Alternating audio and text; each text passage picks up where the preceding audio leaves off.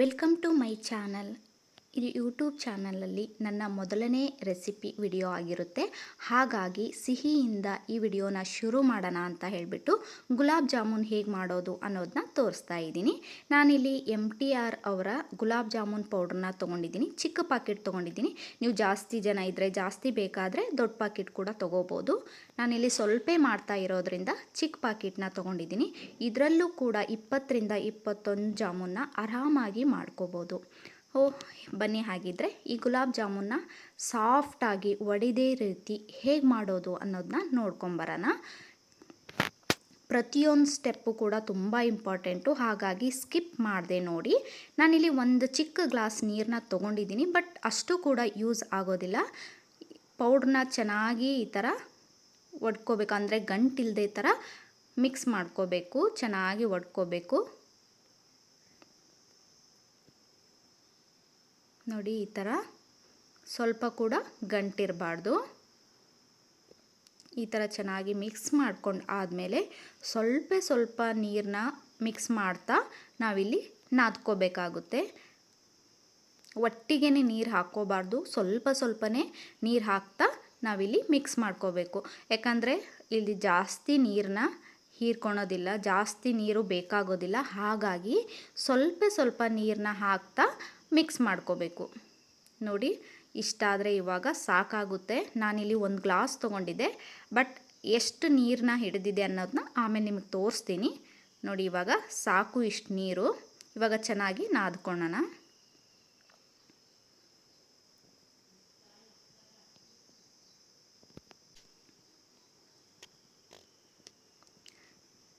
ಇವಾಗ ನಾದಿದ ಆದಮೇಲೆ ಇದಕ್ಕೆ ಸ್ವಲ್ಪ ಎಣ್ಣೆನ ಹಚ್ಬಿಟ್ಟು ಒಂದು 15 ಮಿನಿಟ್ಸ್ ನೆನೆಕ್ಕಿಟ್ರೆ ಸಾಕಾಗುತ್ತೆ.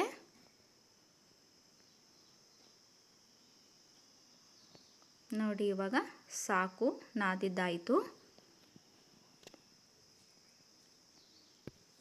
ಇದಕ್ಕಿವಾಗ ಸ್ವಲ್ಪ ಕೈಗೆ ಬೆರಳುಗಳಿಗೆ ಸ್ವಲ್ಪ ಆಯಿಲ್ನ ಹಚ್ಕೊಂಡ್ಬಿಟ್ಟು ಈ ಥರ ಎಲ್ಲ ಹಿಟ್ಟಿಗೂ ಹಚ್ಬಿಟ್ಟು ಸ್ವಲ್ಪ ಹೊತ್ತು ನೆನೆಕ್ಕಿಡೋಣ.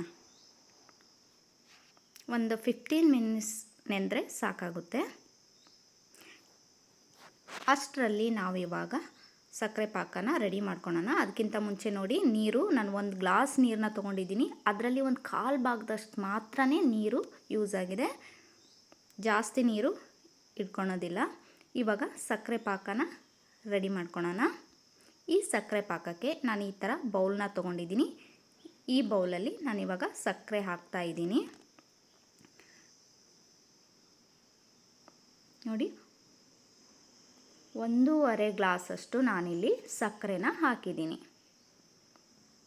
ಇದಕ್ಕೆ ಇವಾಗ 2 ಗ್ಲಾಸಷ್ಟು ನೀರನ್ನ ಹಾಕೋತೀನಿ. 1.5 ಗ್ಲಾಸ್ ಸಕ್ಕರೆಗೆ 2 ಗ್ಲಾಸ್ ನೀರನ್ನ ಹಾಕ್ತಾ ಇದ್ದೀನಿ.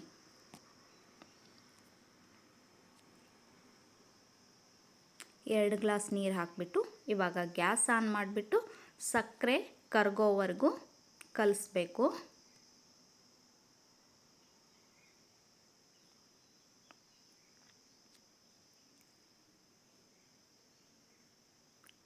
ನೋಡಿ, ಇವಾಗ ಇದು ಹೆಸರು ಬರೋಕ್ಕೆ ಸ್ಟಾರ್ಟ್ ಆಗಿದೆ, ಅಂದರೆ ಕುದೀತಾ ಇದೆ. ಇವಾಗ ಸಕ್ಕರೆನ ಚೆನ್ನಾಗಿ ಮಿಕ್ಸ್ ಮಾಡ್ಕೋಬೇಕು, ಇಲ್ಲ ಅಂದರೆ ತಳ ಹಿಡಿದ್ಬಿಡುತ್ತೆ. ಹಾಗಾಗಿ ನಾನಿಲ್ಲಿ ಸಕ್ಕರೆನ ಒಂದು ಸ್ಪೂನಿಂದ ಕರಗಿಸ್ತಾ ಇದ್ದೀನಿ. ಈ ಸಕ್ಕರೆ ಪಾಕ ಇವಾಗ ರೆಡಿ ಆಗ್ತಾ ಇದೆ, ಕುದಿ ಬರ್ತಾ ಇದೆ, ನೋಡ್ತಿರ್ಬೋದು. ಒಂದೆಳೆ ಪಾಕ ಬಂದರೆ ಸಾಕು, ತುಂಬ ಹೊತ್ತು ಇದನ್ನ ಕುದಿಸೋ ಅವಶ್ಯಕತೆ ಇರೋದಿಲ್ಲ. ಒಂದೆಳೆ ಪಾಕ ಬಂದರೆ ಸಾಕು. ನಾನು ನಿಮಗೆ ತೋರಿಸ್ತೀನಿ ಒಂದೆಳೆ ಪಾಕ ಅಂದರೆ ಹೇಗಿರುತ್ತೆ ಅಂತ. ನೋಡಿ, ಇವಾಗ ಚೆನ್ನಾಗಿ ಕುದ್ದಿದೆ, ತೋರಿಸ್ತೀನಿ. ನೋಡಿ, ಈ ಥರ ಬಂದರೆ ಸಾಕು. ತುಂಬ ಪಾಕ ಏನು ಕುದಿಬೇಕಾ ಅವಶ್ಯಕತೆ ಇರೋದಿಲ್ಲ. ಒಂದೆಳೆ ಪಾಕ ಬರೋವರೆಗೂ ಕುದ್ರೆ ಸಾಕು. ಇವಾಗ ಈ ಸಕ್ಕರೆ ಪಾಕ ರೆಡಿಯಾಗಿದೆ. ಗ್ಯಾಸ್ ಆಫ್ ಮಾಡಿಬಿಡ್ತೀನಿ. ಇವಾಗ ನಾನು ಇದಕ್ಕೆ ಏಲಕ್ಕಿ ಪೌಡ್ರನ್ನ ಮಿಕ್ಸ್ ಮಾಡ್ಕೋತಾ ಇದ್ದೀನಿ. ನೀವು ಕುದಿಯುವಾಗಾದರೂ ಮಿಕ್ಸ್ ಮಾಡ್ಕೋಬೋದು, ಅಥವಾ ಗ್ಯಾಸ್ ಆಫ್ ಮಾಡಿನೂ ಕೂಡ ಮಿಕ್ಸ್ ಮಾಡ್ಕೋಬೋದು. ಇವಾಗ ಹಿಟ್ಟು ಕೂಡ ನೆಂದಿದೆ.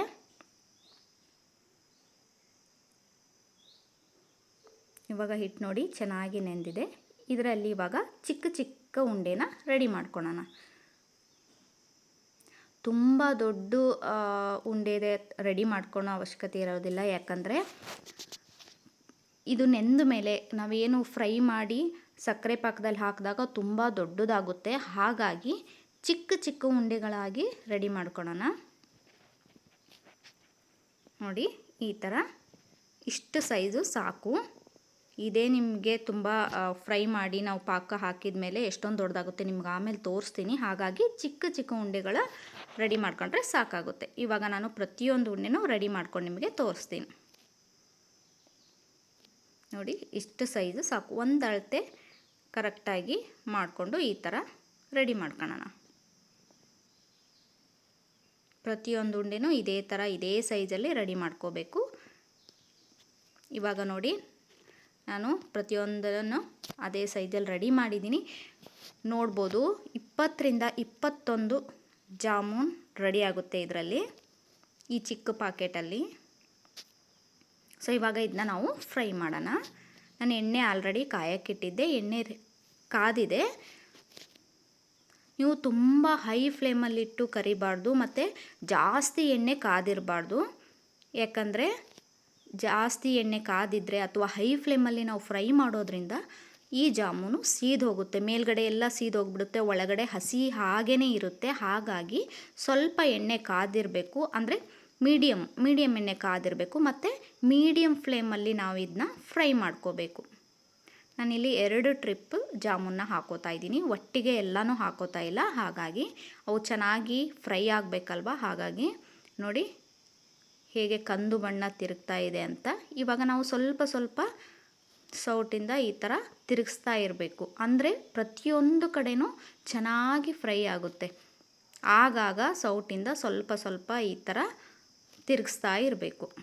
ಮೀಡಿಯಮ್ ಫ್ಲೇಮಲ್ಲಿನೇ ನೀವು ಫ್ರೈ ಮಾಡ್ಕೋಬೇಕು, ಇಲ್ಲಾಂದರೆ ಸೀದೋಗ್ಬಿಡುತ್ತೆ. ಹಾಗಾಗಿ ನೋಡಿ ಇವಾಗ ಕಂದು ಬಣ್ಣಕ್ಕೆ, ಪ್ರತಿಯೊಂದು ಕಂದು ಬಣ್ಣಕ್ಕೆ ಎಷ್ಟು ಚೆನ್ನಾಗಿ ಕಲರ್ ಬರ್ತಾ ಇದೆ ಅಂತ.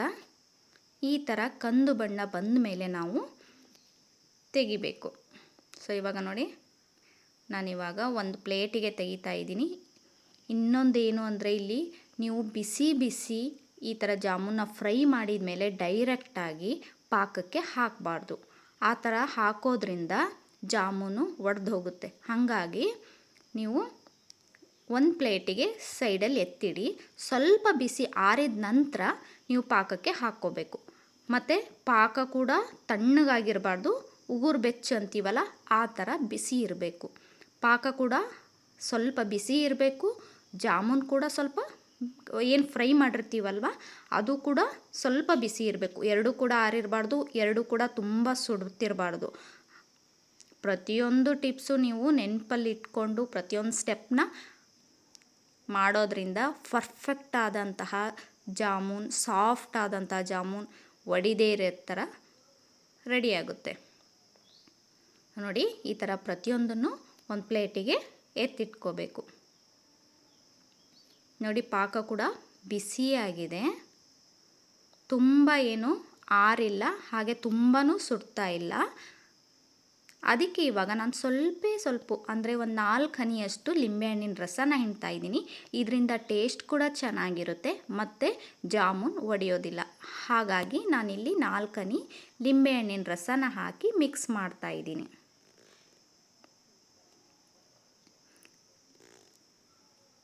ಈ ಥರ ಮಿಕ್ಸ್ ಮಾಡಿದ ಮೇಲೆ ಜಾಮೂನ್ನ ಏನು ಫ್ರೈ ಮಾಡ್ಕೊಂಡಿರ್ತೀವಿ ಅದನ್ನ ಇದಕ್ಕೆ ಒಂದೊಂದಾಗಿ ಹಾಕಬೇಕು.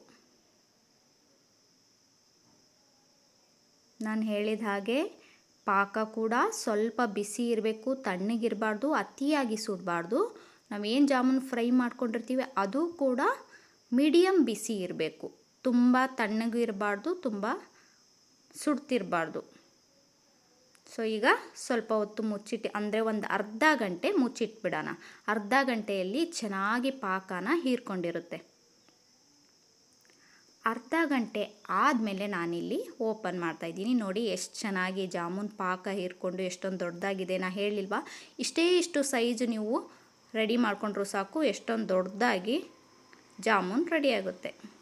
ಸೊ ಇವಾಗ ನಾನು ಒಂದು ಬೌಲಿಗೆ ಸರ್ವ್ ಮಾಡಿ ತೋರಿಸ್ತೀನಿ.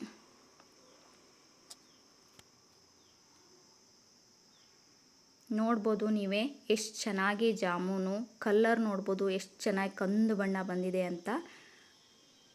ಇವಾಗ ಸೂಪರ್ ಟೇಸ್ಟಿಯಾದಂತಹ ಸಾಫ್ಟ್ ಆದಂತಹ ಜಾಮೂನ್ ರೆಡಿಯಾಗಿದೆ. ಈ ವಿಡಿಯೋ ನಿಮಗೆ, ಈ ರೆಸಿಪಿ ನಿಮಗೆ ಇಷ್ಟ ಆಗಿದ್ದರೆ ನನ್ನ ಚಾನಲ್ನ ಸಬ್ಸ್ಕ್ರೈಬ್ ಮಾಡ್ಕೊಳ್ಳಿ. ಹಾಗೆ ನಿಮ್ಮ ಫ್ರೆಂಡ್ಸ್ ಫ್ಯಾಮಿಲಿ ಮೆಂಬರ್ಸ್ಗೆ ಈ ವಿಡಿಯೋನ ಶೇರ್ ಮಾಡಿ.